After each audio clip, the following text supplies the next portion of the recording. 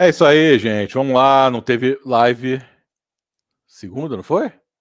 Segunda-feira não teve live, mas hoje estamos tendo live, né? Porque não teve como fazer na segunda-feira.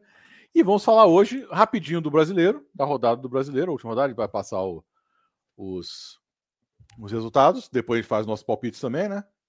E falar mais da Libertadores nessa live aqui, beleza? Estamos aqui com o Pedrinho e com o Fábio. Daqui a pouco o Rodrigo entra. Falar mais da Libertadores. Vocês podem falar oi, sabia? Vocês podem falar, oi, tudo bem, gente? Oi, pessoal, boa noite. Boa noite, galera. Esperando o outro, né?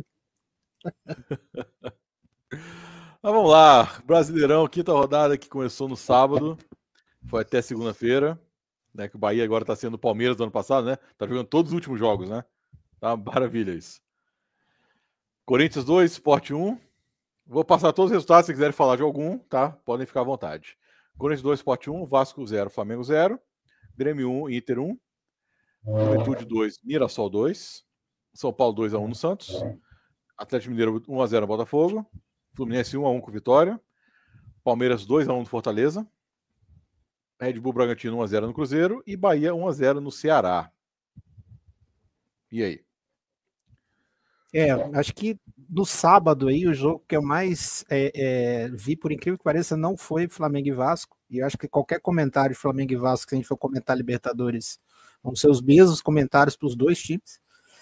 E foi Grêmio e Inter. E é um jogo que, com 28 minutos, tinham 6 cartões amarelos. Então, assim, o árbitro conteve. Então, o primeiro tempo foi futebol da década de 90 do Sul. Assim, muita pancadaria no meio de campo, muita força física, pouca técnica. Já no segundo tempo, já o que são essas equipes dos anos 2000 para frente, com mais técnica, com trabalho de bola das duas equipes aí melhor, mas acabou sendo um empate que, mesmo sendo no campo do Grêmio, e tem uma polêmica também de um pênalti não dado nesse jogo, seria o 2-1 para o Grêmio no final do jogo. Eu achei bem questionável, porque daria para dar o pênalti como não dá. Achei que foi uma disputa por cima, com o ombro por baixo. O zagueiro toca também na bola, a bola sai em direção do que é a perna do zagueiro, então seria o 2-1 do Grêmio, mas eu acho que ainda assim, por tabela, o Inter teve também chance de ganhar esse jogo. Eu acho que ficou ruim pro Inter.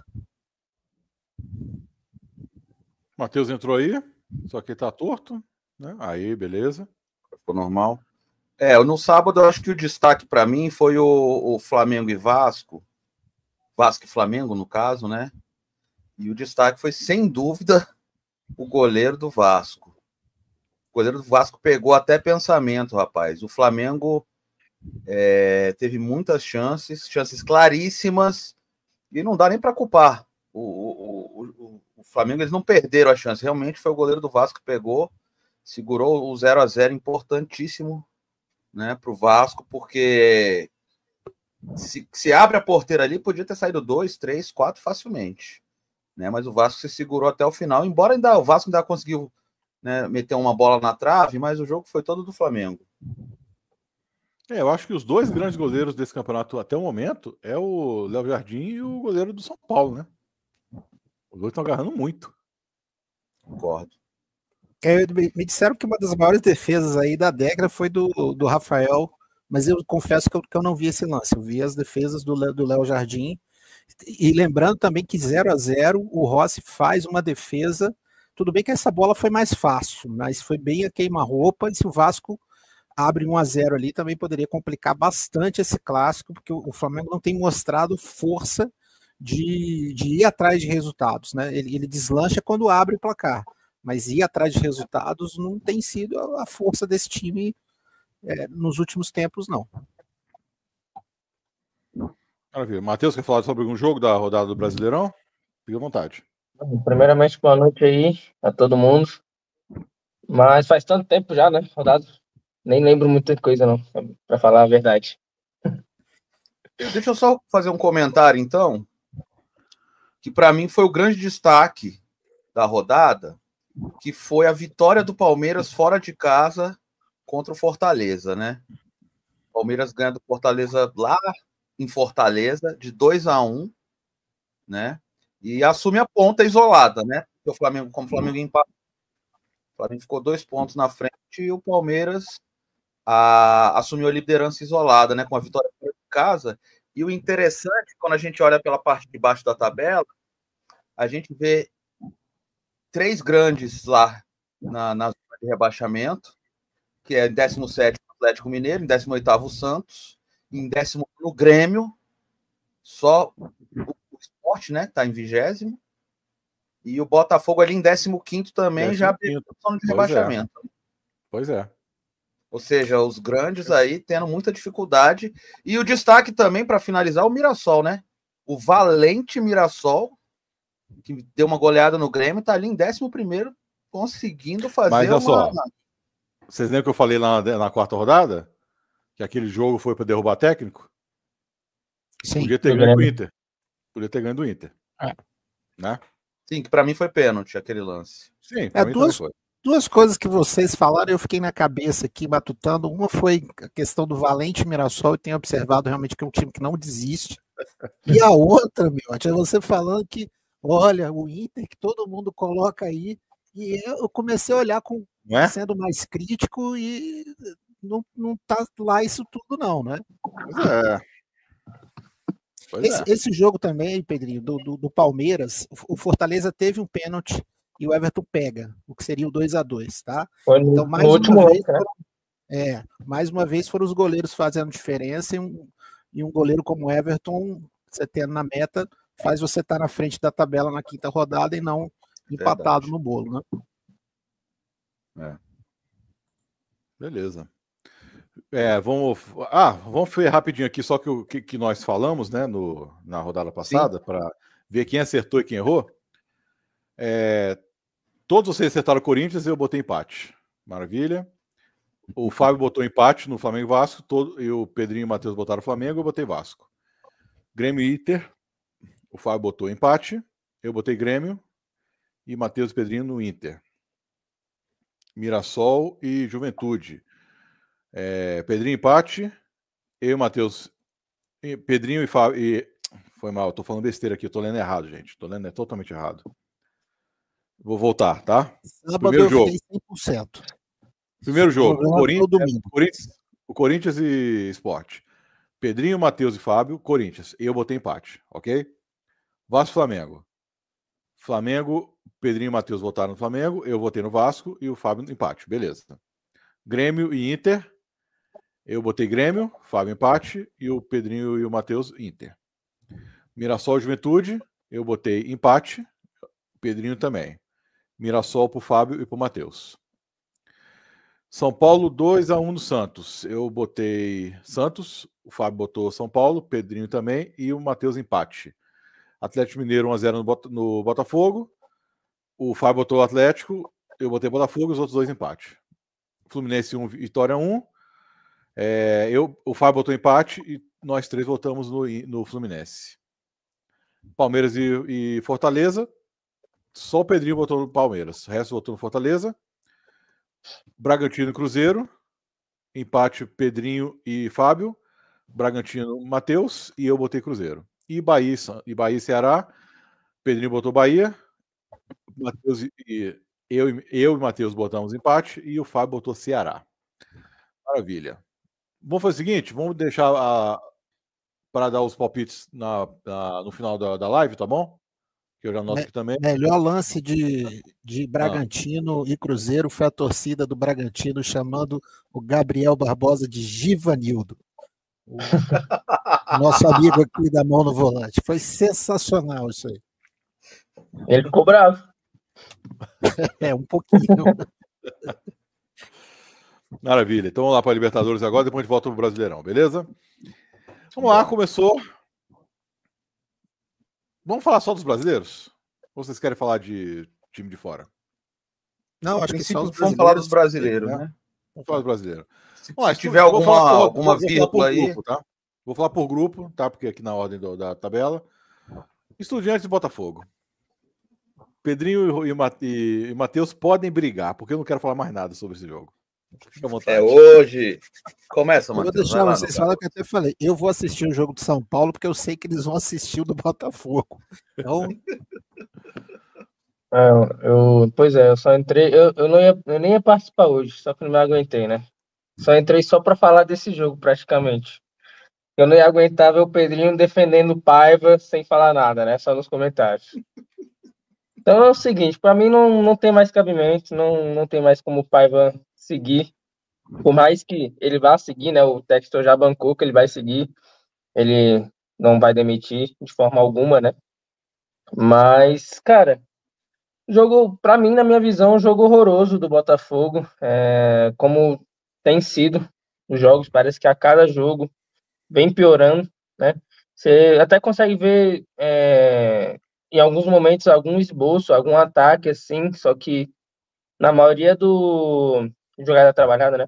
Só que na maioria do jogo tá muito ruim, é muito erro de passe, coisas básicas assim, né? Tipo, passe de 2 metros, assim, jogadores que têm qualidade acima da média, tipo, como Savarino, Marlon Freitas, Gregor errando passe, tipo, ridículo, assim, erro de tomada de decisão,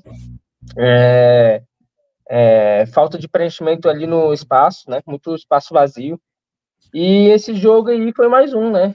O Botafogo começa com uma chance clara perdida com o Arthur, uma boa jogada trabalhada, eu acho que foi aos 2 minutos, né? Se eu não me engano, foi por aí. O Arthur perde uma chance clara, né? Ele cabeceia por cima do gol. E a partir daí, né? A bola ficou mais com o Estudiantes do que a normal. E só que o Estudiantes também não levou tanto perigo, né? Só que o Botafogo estava se livrando dela. Tanto até que em um momento, isso foi eu vendo os setoristas do Botafogo falando também sobre o jogo, eles detalharam um ponto que é muito interessante, né, no jogo.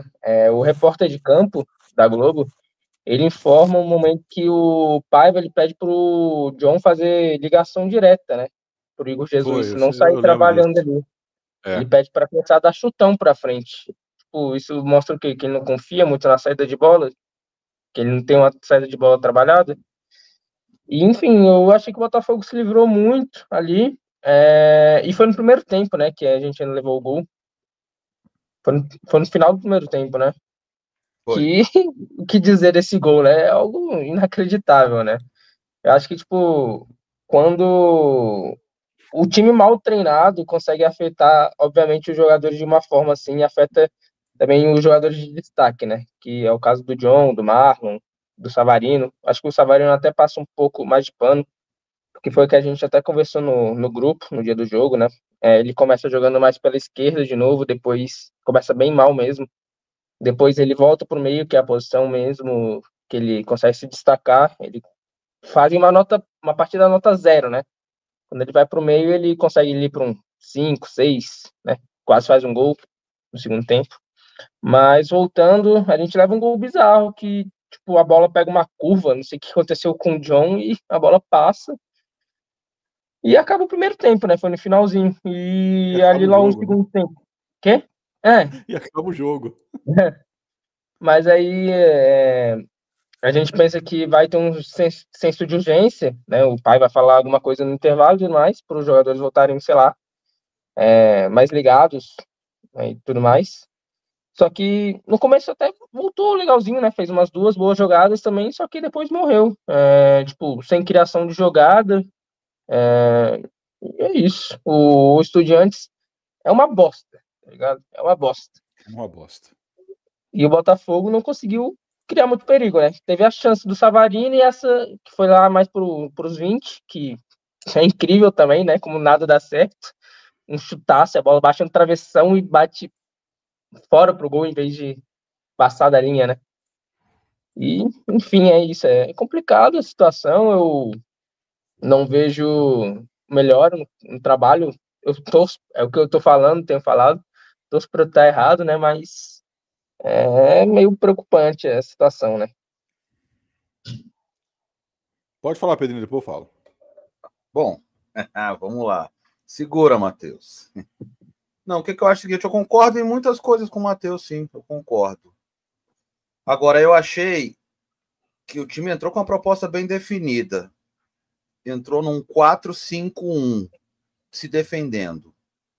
Isso ficou muito nítido e, inclusive, eu achei bem interessante que eles faziam uma troca, porque o Botafogo estava sem zagueiro, ele teve que botar o Danilo Barbosa na zaga, improvisando ele na zaga, né?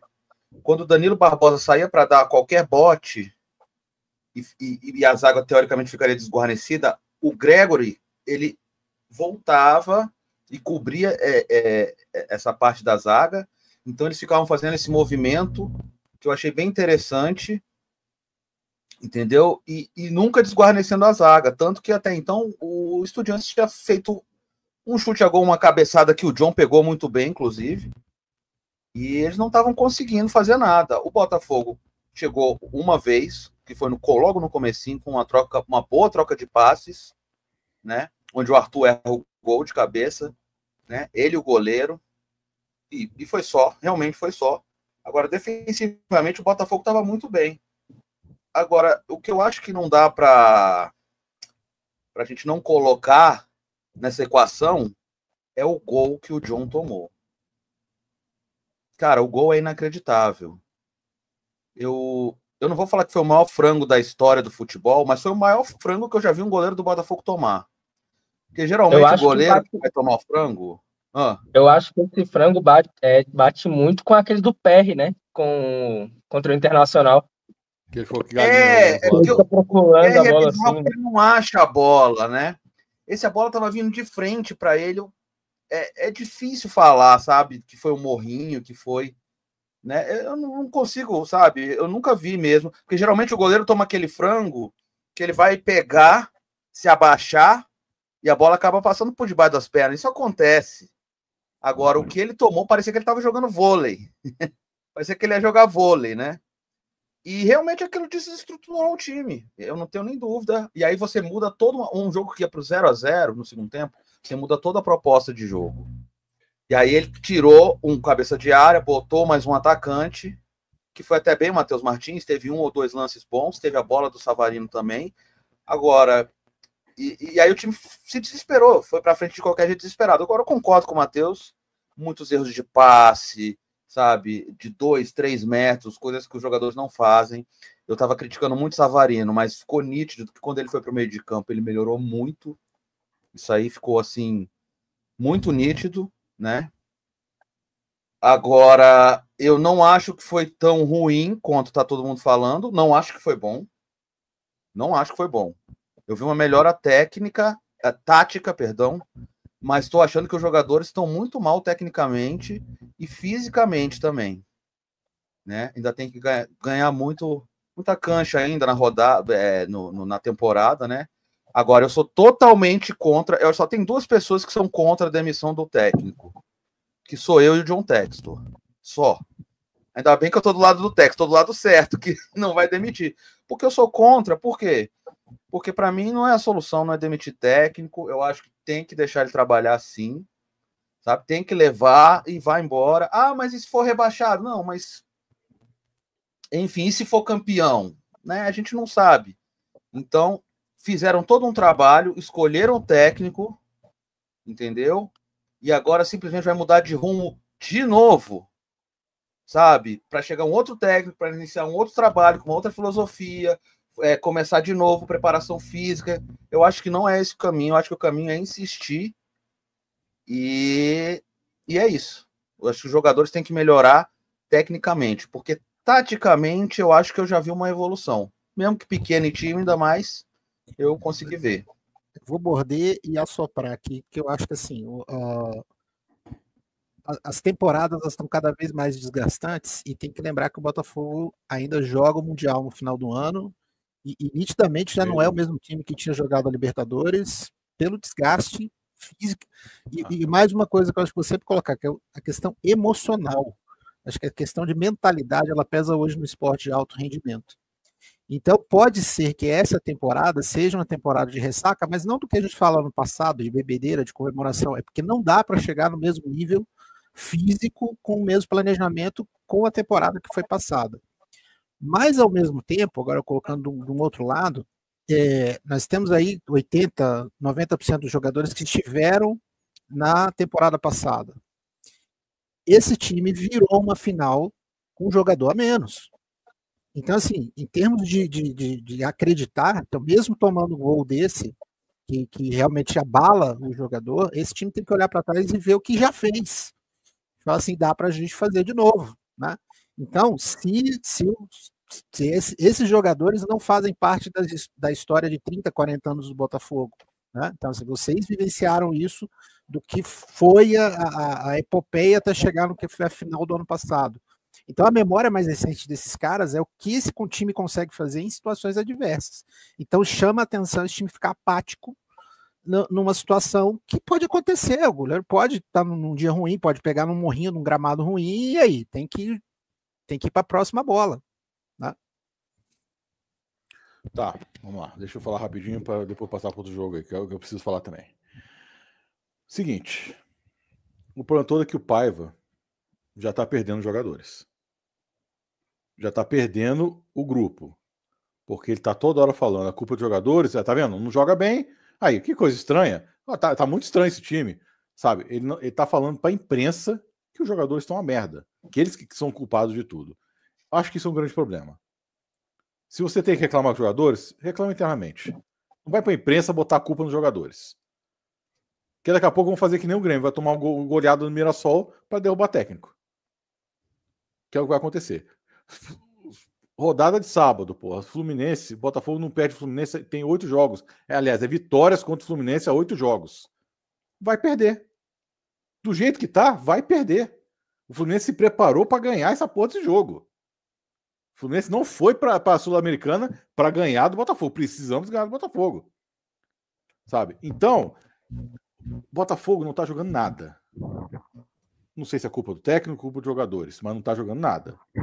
Aquele jogo lá com o Juventude, que tocaram 50 passes ali para fazer o gol, Botafogo voltou. Sabe? Voltou porra nenhuma. Na hora eu vi e falei que voltou nada. Voltou por causa de uma jogada. Sabe? Não é assim. Não é assim. Agora, o principal para mim, o Pedrinho falou que o Botafogo jogou 4-5-1. Para mim tá jogando 5-4-1. É o que jogou ontem. Porque o Gregory, ele é zagueiro também. O Gregory tá jogando de zagueiro. Um pouquinho mais assim, à frente do zagueiro, mas tá jogando de zagueiro. É o famoso cabeça de área. Né? Esse cara só joga defendendo. Porra! Botafogo ano passado foi o quê? Foi 4-2-4. Você mal via o Gregory e o Marlon Freitas ali atrás. A zaga segurava tudo porque o pessoal da frente estava atacando, porque a melhor defesa é o ataque. É sempre assim, a melhor defesa é o ataque. Estão atacando. Os outros times que tem que estar com medo do Botafogo. Nem é o Botafogo que está com medo dos outros times. Porque o técnico chega pro goleiro, chuta a bola para frente e quem pegar, pegou? Porra, não dá. Não dá.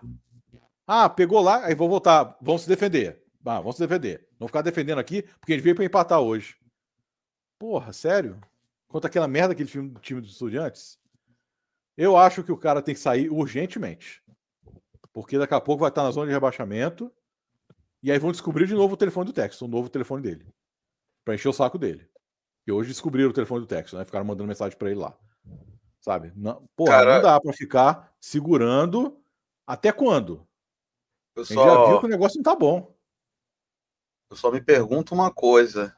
Quem são esses ninjas que conseguem o telefone de qualquer pessoa, que vaza tudo? Rapaz, esses caras são brabos, hein, bicho? Não é possível. Ah, mas essa é porque tem um pessoal aí lá. Tem uns influencers aí, uns blogueiros aí, isso aqui, que eles têm o telefone do Texto. Já falam assim, troca mensagem com o Texto. Esse pessoal que vazou. Vazaram, né? Vazaram. Claro, ó, enche o saco lá dele, porque eles são putos também. Toma aí, ó. Claro. Vaza aí e começa a mandar mensagem. Certeza que é isso. Mas é isso. Mais uma coisa? Deixa eu falar só um bagulho rápido, só para terminar. Vai, fala. Eu acho que, tipo, o Texas não vai demitir mesmo, né? Ele já falou, a diretoria já falou que vai dar tempo pro Paiva trabalhar. Então, já que não vai demitir, né? Não sei se esse vai ser o mesmo discurso, caso o Botafogo seja eliminado da Libertadores, né? Caso não continue ganhando o Brasileiro. Mas já que não vai demitir, acho que, assim, grande responsabilidade tem o Paiva, né? Mas, como o Pedrinho falou, os jogadores têm responsabilidades também, porque eles estão mal fisicamente. E a diretoria também tem responsabilidade, porque, para mim, o planejamento todo no ano foi muito errado, entendeu? Eu até ia me prolongar mais, mas só para ser mais rápido, né, para falar dos outros jogos.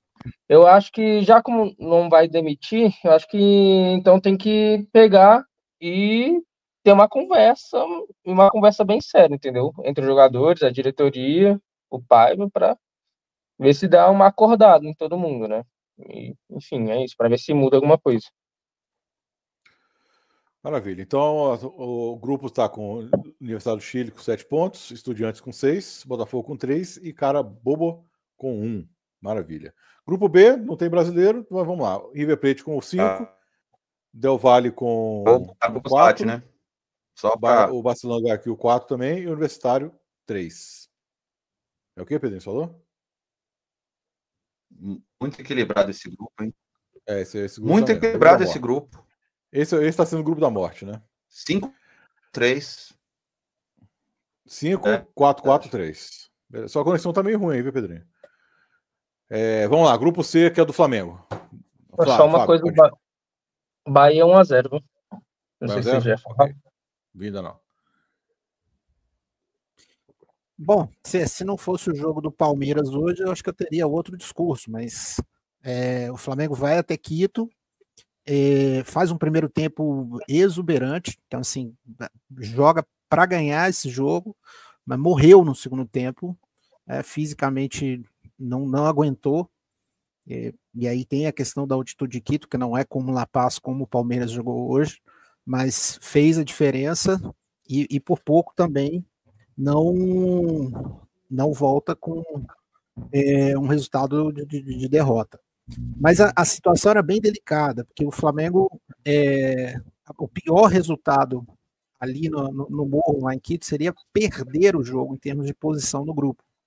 Então, o que o Felipe Luiz faz? Ele entra pela primeira vez com um meio-campo mais mordedor. Ele coloca o Everton Araújo de saída para ter mais contenção também de meio-campo e apostou num pouco de correria nas pontas para ver se achava algum gol ali. O Pedro entra no segundo tempo, mas a bola não chegou, então não deu para ele fazer muita coisa, nem de pivô e nem sobrou nenhuma bola. E volta com 0-0, e são 2 jogos que o time não faz gol, mas ainda mantém uma boa posição no grupo, tendo que decidir em casa agora, com bons resultados, a classificação para a Libertadores. Mas foi um jogo bem chatinho de ver, né? Assim como o do brasileiro, por mais que tenha tido chances de gol, um jogo amarrado, um jogo de muita marcação, mas uma chance ou outra para os dois lados, assim, mas não foi aquela exuberância de futebol, falar, nossa, que jogo legal que eu assisti aqui. Eu vi um pouco desse jogo. Eu achava até que a LDU ia tentar algo mais, né? Ia tentar uma vitória, mas ia tentar atacar mais, né? Mas não foi muito caso, né? A LDU, inclusive, no primeiro tempo, nem no segundo tanto, mas ela não faz aquele abafa dos times de altitude de marcar a saída de bola. Então, o Flamengo fazia aquela saída de 3-4 com o Rossi, tranquilo, então conseguia subir o time como um todo, e ele marcava mais em linha média ou bem recuado, então, mas também não dava muito espaço na frente, então ficava muito essa bola circulando de zagueiro e de cabeça de área, e não tanta chance assim de chegar nas pontas, mas conseguiu. O Bruno Henrique conseguiu romper alguma coisa, o Michael conseguiu romper alguma coisa, e mais uma vez aquilo que vem sendo desde a era Rogério Ceni, um time que produz, mas não chuta gol. Sempre tem um toque a mais, sempre tem um toquinho a mais, sempre tem algo a mais, e chega mesmo dentro da área, você tem o giro para bater e não bate, o Gerson não chuta gol, a Arrascaeta teve chance, não chutou, também preferiu por passe, e às vezes esse último passe bate na perna do zagueiro, desvia e acaba não tendo realmente a oportunidade de estar chutando a gol, né? Voltei? Voltou. Olha, esse jogo do Flamengo, eu acho que a tática foi bem essa que o Fábio falou do primeiro tempo. Ele realmente, o Flamengo jogou muito bem, né? E eu acho que o Flamengo tentou fazer o resultado no primeiro tempo, porque, claro, não é lá na Bolívia, mas a altitude lá é complicada. Jogar contra a LDU é sempre complicado lá. A LDU, mesmo com um time fraco, jogar lá na casa deles é bem difícil, bem complicado, né? E agora eu concordo. O Flamengo, às vezes, os jogadores... Eu não vou falar de prepotência, né? Porque é difícil você falar isso.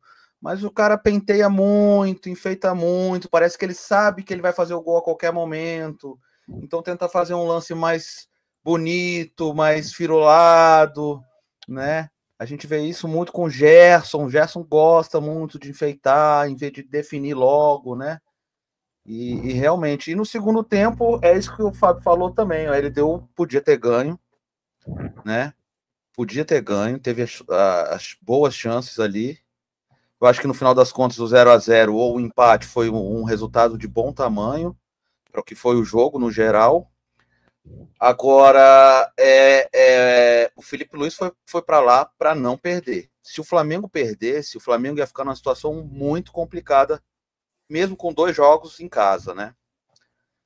O fato do Flamengo não ter perdido o jogo, embora o Flamengo esteja fora da zona, mas o Flamengo está a 1 ponto da LDU, que é o segundo, e a 3 do Central Córdoba, né? Tá, mas olha só uma coisa. Vamos ver a próxima rodada, Pedrinho. Olha só. O Flamengo joga fora, se não me engano, né? É o Táchira com a LDU. A LDU vai ganhar esse jogo, pelo jeito, né? O Táchira é o saco de pancada mesmo. Por enquanto. E o Central Córdoba com o Flamengo, na casa do Córdoba. É complicado. Sim. Essa 4ª rodada é complicado pro Flamengo. Não, porque, sem dúvida, o Flamengo tá complicado, Tá complicado mesmo, porque assim, vai que o Córdoba ganha do Flamengo, ou empata, né? O LDU ganhando, vai para 8. Aí o Flamengo vai para 5 e o Córdoba vai para 8 também. Aí fica 3 pontos, né? É bem complicado, tá bem complicado isso aí. Mesmo decidindo em casa, situação os outros vão jogar com o Táchira, né? Esse é o lance. Porque, na minha opinião, o grande problema do Flamengo foi ter perdido em casa, no Maracanã. O resultado contra a LDU é um bom resultado, né? Se você for analisar, empatar lá na altitude contra a LDU. O problema do Flamengo foi ter perdido em casa. A derrota. Se tiver a derrota para o Córdoba e disparar, aí não dispara tanto assim a LDU, dá para disputar com a LDU a vaga aqui na última rodada. Então eu acho que ainda assim tem aquele último suspiro, a mobilização é diferente. É claro que tem risco, mas ainda eu acho que a mobilização para os próximos jogos, principalmente o Córdoba que ganhou no Maracanã, eu acho que esses caras vão para lá para ganhar esse jogo. Porque se eles ganham do Flamengo na próxima rodada, o Córdoba se classifica, né? Praticamente. Não, se classifica, porque ele iria a 10 pontos. Não, exatamente. Né? Ele se classificaria. E aí complicaria muito o Flamengo. Agora, se o Flamengo conseguir não perder lá em Córdoba, os 2 últimos jogos do Flamengo são no Maracanã, né? E aí, como o Fábio falou, aí a mobilização é outra, enfim. Aí também não sabemos o que vai sair da cabeça do Felipe Luiz, né? Mas a situação é complicada do Flamengo, sim, ainda é complicada, né? Mas a do Botafogo é mais complicada ainda. Bom, vamos aproveitar e falar sobre o Botafogo com você os jogos aqui, né? Próximo jogo é Botafogo e Córdoba e Carabobo, né? Vai ser terça-feira, 7 da noite. Porra, que maravilha. Botafogo tem que ganhar, não tem jeito. Botafogo tem jogando fora de casa. Jogando fora de casa, né? Com o Carabobo que já foi complicado no Rio, né? Mas tem que ganhar. O Universidade do Chile e o Estudiantes jogam na casa do Chile, né? A situação é até um pouco parecida, porque se o Botafogo ganhar, ele pega as 2 últimas em casa, ou seja, ele fica acima dele. Ele fica bem para se classificar, e a mesma coisa do Flamengo. Se o Flamengo ganha, mais parecido mesmo. É bem parecido. O que eu vejo nesse grupo do Botafogo é que nessa próxima rodada, né, o ideal seria o Botafogo ganhar e talvez até torcer para uma vitória da Universidade do Chile, porque aí a Universidade do Chile já vai para 10 já, para ficar praticamente classificado, e aí fica ali Botafogo e Estudiantes, né, empatado em número de pontos, o Botafogo pega o Estudiantes em casa, né, De casa. tendo que ganhar, obviamente, né. A situação de Botafogo e Flamengo realmente é bem parecida. O Flamengo tá bem complicado mesmo. É. Vamos lá. Então, próxima rodada, próximo grupo foi o D com São Paulo. Você viu o jogo de São Paulo, né, Fábio? Vi o jogo de São Paulo. Vi. Diz aí. Assim, o São Paulo é um time no brasileiro e é a camisa de entortar varal na Libertadores. Tá? Pois é. Jogou no Paraguai, lá no estádio que era numa horta, por isso lá, o Huerta, e realmente se impôs sobre o time. Acho que foi Libertad, né? Foi Libertad. Sim. Se impôs muito, uma boa armação do Zubeldia, contou com os jogadores de base, mas uma boa atuação do time inteiro não deu chance, né? Então, assim, 2 gols ali sem dar chance para o time do Libertad e olho no São Paulo nessa Libertadores, porque eu acho que pode ser que faça aí talvez até a melhor campanha da primeira fase. Viu? Muito bem, e se eu não me engano, o retrospecto de Libertadores, já contando com o ano passado é eliminado pelo Botafogo, não é isso? Foi. Então, então, assim, é um time que já vem de uma boa Libertadores sendo eliminada pelo campeão e que abre a fase de grupos muito bem, jogando um bom futebol, entendendo o que é a competição. Parece até um time argentino, um River Plate de 4, 5 anos atrás. Né? Assim, difícil bater esse São Paulo em mata-mata de Libertadores. Se eu não me engano, o São Paulo tá bem tranquilo. Vai lá. Se eu não me engano, o São Paulo já tá mais de 10 jogos sem perder na Libertadores. Tá com uma invencibilidade legal até, né? E ganhando fora de casa, né? O que é importante numa competição como essa, onde você, ganhando fora de casa, você tem meio caminho andado para uma classificação, principalmente na fase de mata-mata. Então, se ele mantiver esse retrospecto, o que embola são os brasileiros, porque aí, por exemplo, num cruzamento você pega o Palmeiras, vira o retrospecto do que é o Paulista e embola tudo. Mas da forma que tem sido, indo ao Paraguai ganhando, indo à Argentina ganhando, se for pegando sem contar altitude ou viagens muito longas como é Venezuela, Colômbia, vai bem. Maravilha. Não, sim, o São Paulo ele realmente se impôs muito no Libertad. E é interessante porque o Libertad estava era o líder do grupo, né? Com 6 pontos, 2 vitórias. Então estava parecendo que seria um jogo muito difícil. São Paulo se impôs legal, ganhou de 2-0, né? E é o que o Fábio falou, o São Paulo na Libertadores ele é no Brasileiro ele é totalmente diferente, né? O Brasileiro São Paulo só empata, impressionante, né? Agora, nesse grupo aí que tá um pouco embolado também, embora o São Paulo esteja em primeiro, o Tajeres, né? Perdeu todas as partidas, tá em último, é o saco de pancada também do grupo.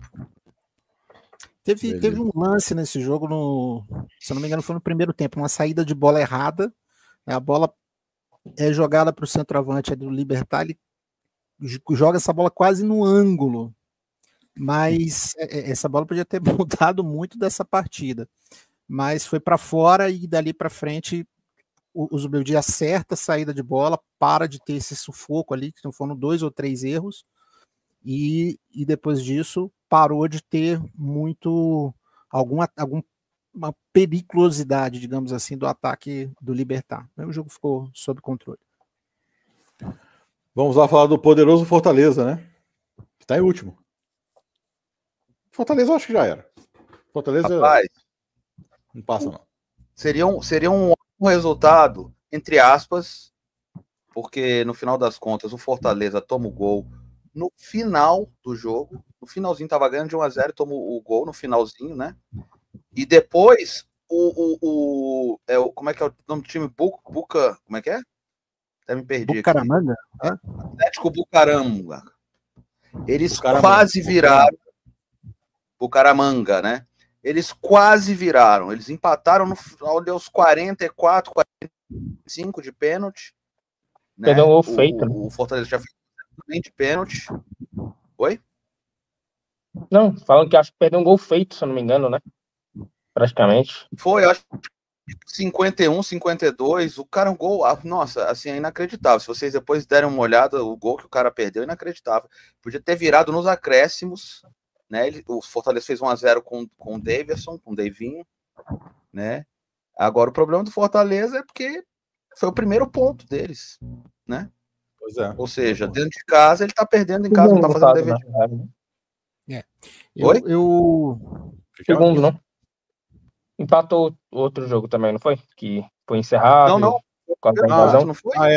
Tá certo, é isso mesmo. Porque não terminou o jogo. Ele tá com 2 pontos, então.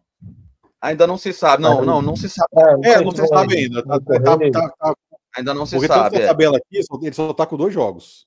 Ele continua com 2 jogos na tabela. Exatamente. Tanto o Fortaleza quanto o Colo-Colo, né? Isso. Olha, com todo respeito ao Fortaleza, tenho maridos de pacientes que são torcedores fanáticos do Fortaleza, mas eu acho que a competição do Fortaleza não é essa. A competição do Fortaleza internacional para ser ganha chama-se Copa Sul-Americana.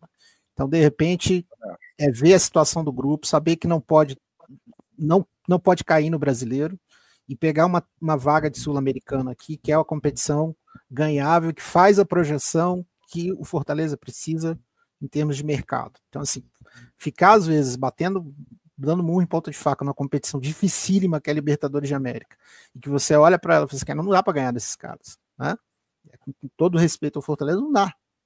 Então, de repente, tá focando nessa terceira colocação do grupo e indo para a competição internacional já numa fase mais avançada, ganhável, realmente ganhável, fazer do Castelão um caldeirão e não dar o mole como deu em outras situações.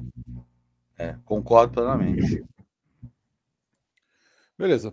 Grupo F, Internacional 3-3 com o Nacional. Esse foi o jogo mais maluco, né? Com o Atlético Nacional, né? Foi mal. Foi o Nacional do Uruguai. Não, é o Nacional do Uruguai. Nacional do Uruguai. Tá, 3-0 pro Nacional, né? Nacional fez 3-0 no primeiro tempo, cara. Foi uma coisa inacreditável, assim. A gente tava vendo o jogo, não tava acreditando.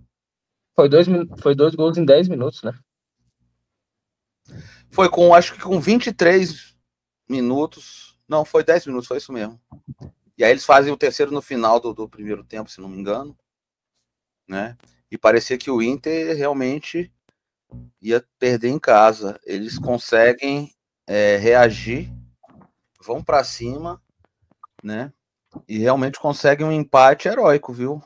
Esse daí realmente eu já estava dando como a derrota do Inter, rapaz. Mas eles tiraram força ali de não sei da onde e conseguiram um empate heróico, 3-3.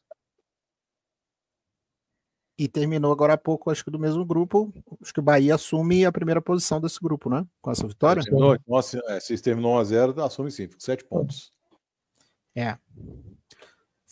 Futebol pragmático do Rogério Ceni, mas está ali, primeiro.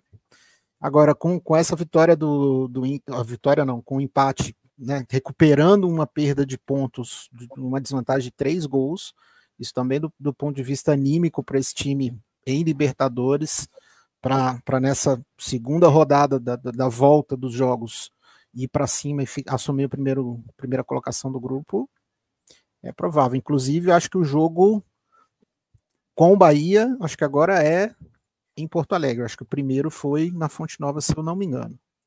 Vai ser... É o último jogo da rodada desse grupo. Vai ser em Porto Alegre mesmo. Pois é. É o próximo jogo do Bahia.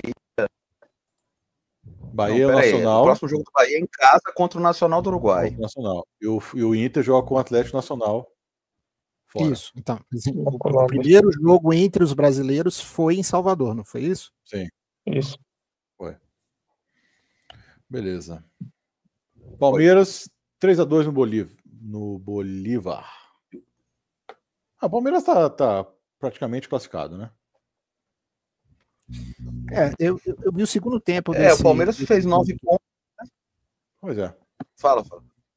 Não, vi o segundo tempo desse jogo e peguei ali os gols do Bolívar empatando o jogo, não vi o primeiro tempo onde o Palmeiras sai na frente, mas o que eu tenho para falar desse jogo é assim, o Palmeiras sabe ganhar jogo.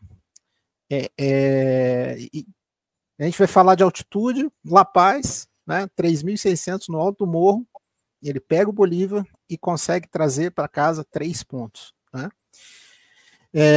Então, assim, o que falar até do Abel Ferreira, você vê a vibração do Abel Ferreira no terceiro gol e sai um quarto ainda que é anulado, tá?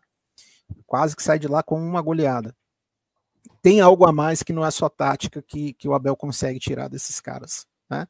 Se chegar lá no alto e conseguir um resultado como esse, é uma carteirada muito grande, falar, estamos aqui e se vocês bobearem, estaremos na final de novo dessa competição. É um time extremamente competitivo, né? O Palmeiras é extremamente competitivo. Acho que aqui não cabe falar muito de tática, de formação tática, até porque um jogo na altitude tem suas nuances, mas ele vai lá, o Palmeiras vai lá e ganha, e traz os 3 pontos. É impressionante como que esse time consegue ser competitivo em qualquer frente que ele estiver jogando. Os gols quando ele jogar com o Cerro Porteño agora, ganha o Cerro Porteño lá na casa do Cerro Porteño, classificou. Os gols do Palmeiras foi Maurício, Estevão e Flaco Lopes, né? É isso, cara. O Palmeiras, a competitividade do Palmeiras é incrível. E mais do que até no pontos corridos, isso no mata-mata faz uma diferença muito grande, porque cada jogo é uma mobilização muito grande, diferente de uma mobilização de um jogo de pontos corridos, né? E é o que ele falou, o Abel, ele tira tudo dos caras mesmo, e ano passado ele perdeu para o Botafogo, foi eliminado pelo Botafogo, mas a gente sabe muito bem como foi aquela coisa terrível, com todo mundo infartando no último minuto do jogo, né? Palmeiras faz um gol que pega na mão do Gomes, e no último lance ele bota uma bola na trave, a gente não consegue entender de onde eles tiram essa força ainda, né? Esse mental deles realmente é impressionante. Então acho que o Palmeiras vem que provavelmente até para fazer o primeiro lugar do grupo, né? Primeiro lugar geral, isso, a melhor campanha. É provável que o Abel tenha realmente um planejamento muito bem feito do ano todo, assim, e saiba que tem a competição do Mundial já, e que ele fazendo essa pontuação que ele faz e estando em primeiro no Brasileiro e já começa a Copa do Brasil, ele realmente começa a rodar o elenco da maneira correta, e não como, eu vou falar o próprio Flamengo, porque para mim rodou errado esse elenco, deixando o ponto para trás. Tá? Então, qual que é o meu pensamento que o Abel tem? Vamos garantir aqui primeira colocação de Brasileiro, primeira colocação de grupo da Libertadores, beleza. Agora a gente pode começar a recuperar esse jogador aqui, esse ali, botar mais esse para jogar. Então, eu acho que assim, não só nas 4 linhas, mas na prancheta, no dia a dia, o que ele vislumbra lá na frente é muito grande. O Mundial tá batendo na porta aí. Na porta, Ó, só uma mensagem aqui do Thiago Cezimbra. Enfim, conseguiu entrar na live, que ele sempre chega tarde em casa. E ele vem com a piadinha, né? Esse Lopes não é flaco, não. Foi uma das poucas figurinhas que eu consegui de brasileiros no álbum do Mundial. Do Flaco, que lá não está Flaco, tá o nome dele, que para eu identificar que era ele, demorei. Maravilha. Então vamos lá fazer nossas apostas para a rodada brasileiro? Deixa eu só comentar uma última coisa sobre a Libertadores, que a gente não pode deixar passar. Pintou o campeão. Com certeza. H, Santo Antônio Bulo, 2 vitórias, 6 pontos, tá? Junto com o Vélez Sarsfield, que pintou o campeão Santo Antônio Bulo, tá? Não menosprezem o Bulo. Ele joga no campo do Cean, vocês viram, né? É no campo do Cean. Tô até com medo se o Botafogo conseguir. Até medo de Botafogo conseguir passar em segundo, pegar o Santo Antônio Bulo e ser eliminado. E aí eu já tô começando a torcer pelo pote 2. Caralho, vamos lá, então. Pedrinho, vamos lá. Sua aposta aí para Inter e Juventude. Quem ganha? Internacional de Porto Alegre. Matheus. Eu vou de Inter também. Fábio. Empate. Também bota empate, porque isso aí é um clássico do Sul. Vamos lá. Mirassol e Atlético Mineiro.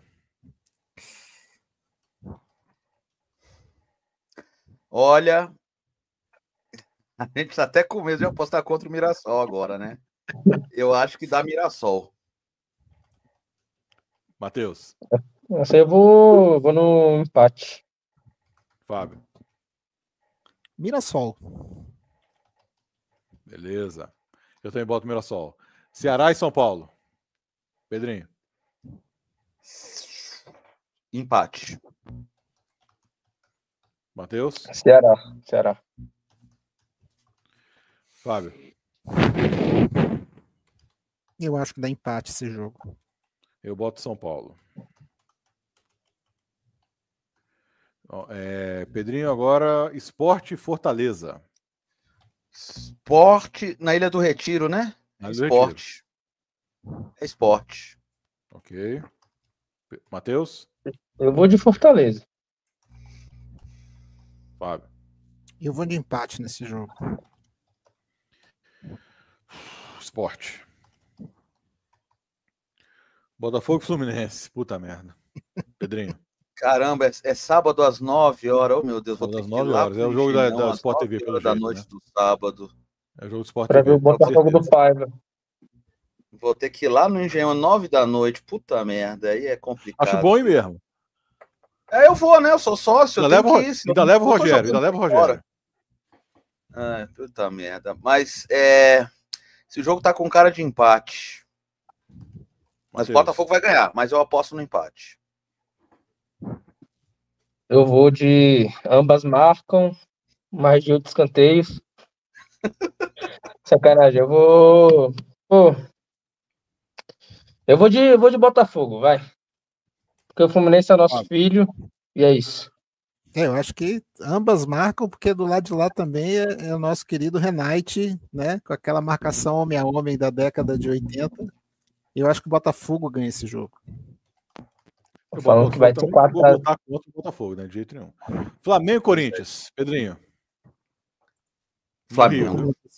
Eu tô com medo desse jogo. Flamengo. É um jogo complicado, sem dúvida, mas eu acho que dá Flamengo. Eu acho que dá Flamengo também. Acho que dá Flamengo também. Mas eu tô com botar muito medo nesse, de um Memphis Depay achar um gol ali no primeiro tempo. Tá mais jogando no Maracanã. Esses pessoal de fora aí adora jogar no Maracanã. Exatamente. Esse jogo aí é o jogo que a Globo vai fazer a festa, né? Isso. A Globo tá anunciando, é os 60 anos, vai ter o Belo, vai cantar, vai ter o não sei o quê, fulaninho, ciclaninho, né? Então esse oba-oba todo aí a gente nunca sabe, né? Você sabe que você já foi armado desde antes, né? Ó, esse jogo vai ser dia tal, porque hoje é sai da Globo. Sim, sim. Tabela, com certeza. Aí eu te pergunto, quem é que realmente faz a tabela? Será que é a CBF mesmo que faz a tabela? Eu acho que é com as TVs, hoje, agora com as TVs, né? E as TVs, a Globo, a Record, as TVs, né? Claro. Streams, né? Porque agora tem que organizar as... Eles é que pagam, né? Vamos falar a verdade. Quem paga a banda escolhe a música, não tem o que dizer. Mas mais um aprendizado meu, Jurassic Cast. Vocês falaram tanto do Galvão que eu fui assistir esse jogo tão interessado, e o Galvão chamando o Michael de Michael. Eu falei, cara, é o Schumacher, ele deve estar com saudade do Schumacher aqui, né? E a velocidade do Michael era do Rubinho, ali naquela ultrapassagem ali contra o Vasco. Não, o melhor de tudo foi, pô, chamando o Vasco de Botafogo, pô, aquilo foi sensacional. Errou a camisa número 1 do Vasco. Chamava o goleiro lá de Léo, qualquer coisa, né? Menos Léo Jardim.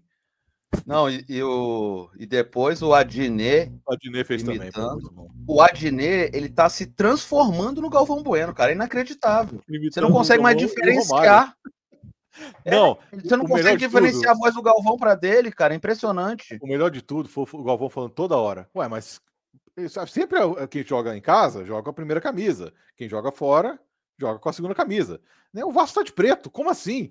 E o Romário calado. Aí falando, Romário tava numa vontade de mensagem trabalhar. agora, falando que a primeira camisa é preta. O Romário falou, pois é, a camisa é preta. O que o Romário falou logo, pô? Ele falou, o primeiro jogo que ele narrou que os dois times estão com a camisa número 2. Ai, rapaz, excelente.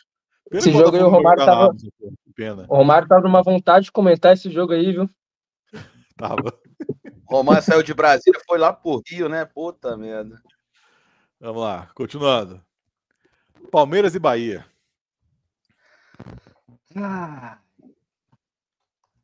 Palmeiras e Bahia. Eu acho que vai dar Palmeiras. No Allianz ou no Barueri? No Allianz, no Allianz. No Allianz. Palmeiras. Palmeiras. Acho que agora o Palmeiras entra naquela fase de invicto 7, 8 jogos. Depois. Olha, eu acho que esse jogo vai dar empate. Eu acho. Mas vamos lá. Cruzeiro e Vasco. No Parque do Sabiá. Olha, vou te falar que. Né? Vou ser sincero, eu acho que vai dar Vasco. Em Uberlândia. Ah, Uberlândia? O Cruzeiro tá bem mal das pernas, né? Ah, o Cruzeiro tá bem mal. Não, é engraçado porque ele tá mal, mas ele tá em sétimo mal em lugar, sétimo, né? Mas tá mal. Mas tá mal, eu não vejo o Cruzeiro jogando bem. E aí o técnico tira o Gabigol e tira o outro menino lá, o que veio do Palmeiras, né? Dudu. O Dudu. E aí o time melhora. Então vamos ver o que vai acontecer. Matheus. Eu vou de Vasco também. Gol do homem. Fábio. Em homenagem ao Papa. Eu acho que esse jogo vai dar empate. Eu também botei o Vasco. Vitória e Grêmio. Putz. Barradão. Esse é empate. Empate. Matheus. Esse aí vai ser Vitória. Eu também acho que o Vitória ganha esse jogo. Triunfo do Vitória. Eu botei Grêmio. E Santos e Bragantino. Na Vila. Com ou sem Neymar? O Neymar vai estar na beira de campo treinando, vocês não viram? Que ele soltou a escalação nos stories, aí apagou 1 minuto depois. Foi, né? Meu Deus do céu, cara. Eu vi hoje. É o novo técnico do Santos aí. Eu tava vendo hoje que eu não tinha visto, né? Que o Neymar, o salário dele, 4 milhões por mês no Santos. Ele tá ganhando basicamente 1 milhão por jogo. Tem uma discussão que embora ele traz muito dinheiro também, né? A questão é o quanto desse dinheiro vai só pro bolso dele pelo aumento de captação. Então, assim, se você tem um cara que desportivamente não tá te trazendo nada e o que entra de patrocinador não fica para você, eu acho que é um mau negócio, cara, sinceramente, né? Além da possibilidade da mídia negativa do seu clube pela presença do Neymar, que tem sido, por onde ele tem passado, tem sido problema, né? Então eu não sei.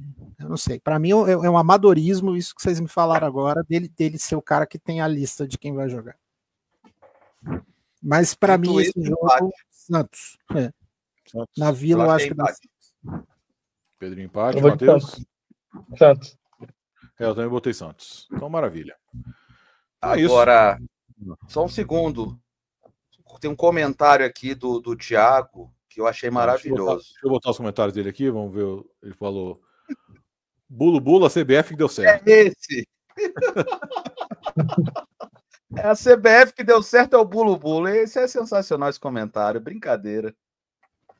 Mas tem um que também aqui me faz menção, né? O clássico favorito da CBF. O juiz chega a se perder. É mesmo.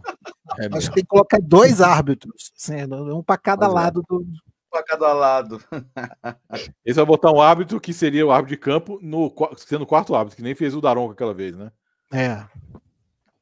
O Galvão tá bebendo vinho. Cadê?